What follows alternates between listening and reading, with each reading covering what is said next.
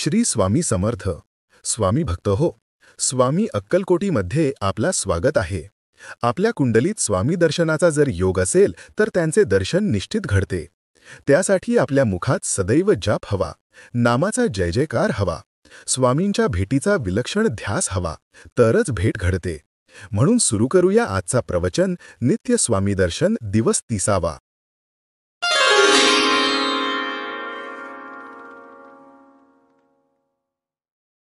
स्वामींनी जमलेल्या हजारो लोकांना आपल्या रूपातच एकमुखी श्री दत्ताचे दर्शन घडवले. तेव्हा स्वामींच्या अवतार कार्याची सर्वांना सुखद प्रचिती आली. सर्वांनी स्वामींना साष्टांग नमस्कार घातला. स्वामी आपला उजवा हात गायीच्या पाठीवर ठेवून उभे होते.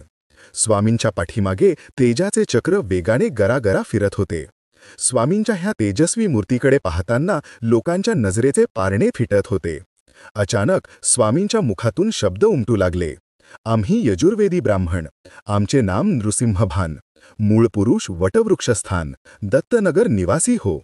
मघाशी मला एका माणसाने विचारले की मी कोण, कुठला, माझे नाव काय, राहणारा कुठला. त्याचे उत्तर मी एवढ्यासाठी दिले की कुणाच्याही मनात शंका राहू नये.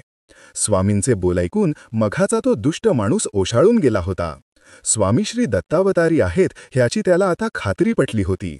तो स्वामींच्या पायावर आपला माथा ठेवून पुन्हा पुन्हा क्षमा मागत होता. पश्चातापाने तो अक्षरशः पोळला होता. घमेंड पूर्ण उतरली होती. स्वामींनी त्याला जवळ घेत सर्वांना उद्देशून म्हटले, सत्पुरुषांना नेहमी शरण जाऊन त्यांची आपण पूजा करावी. सारासार विवेक मनी बाळगून सर्वांशी प्रेमाने वागावे. सर्वांशी मृदू स्वरात बोलावे. मुख्य म्हणजे आपल्या अंतःकरणात जो परमात्मा नांदत आहे त्याला प्रथम ओळखून त्याच्या साक्षीने सर्व व्यवहार करावा. भगवंताची उपासना करावी. श्री दत्तात्रयांना शरण जावे. तुमचे सर्वांचे कल्याण होईल. स्वामींनी सर्वांना आशीर्वाद दिला. लोक स्वामींना डोळ्यात साठवू लागले. इतक्या तेजस्वी प्रकाश पडला. लोकांचे डोळे क्षणभर लखलखले आणि बघता बघता स्वामी सर्वांसमोरून वायुवेगाने दक्षिणेच्या दिशेने झेपावले. क्षणार्धात गुप्त झाले. भिऊ नकोस, मी तुझ्या पाठीशी आहे. परमेश्वर साधुपुरुषांच्या रूपात सर्वत्र वावरत असतो. तो कधी प्रकट होईल आणि कधी लुप्त होईल हे कधी सांगता येत नाही. त्यांचे दर्शन दुर्मिळ.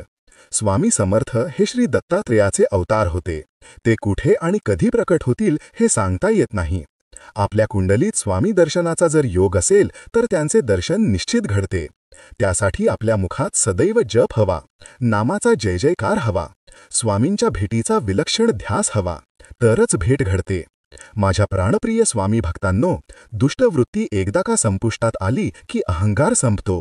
नम्र भाषा मुखात आपोआप पाझरू लागते. ही नम्रता आपल्याला स्वामींच्या नजीक नेते. परंतु जपच शेवटी स्वामींचे प्रत्यक्ष दर्शन घडवतो, एवढे चित्तात बाळगा. श्री स्वामी समर्थ. इति श्री नित्य स्वामी दर्शन दिवस 30वा संपूर्णम.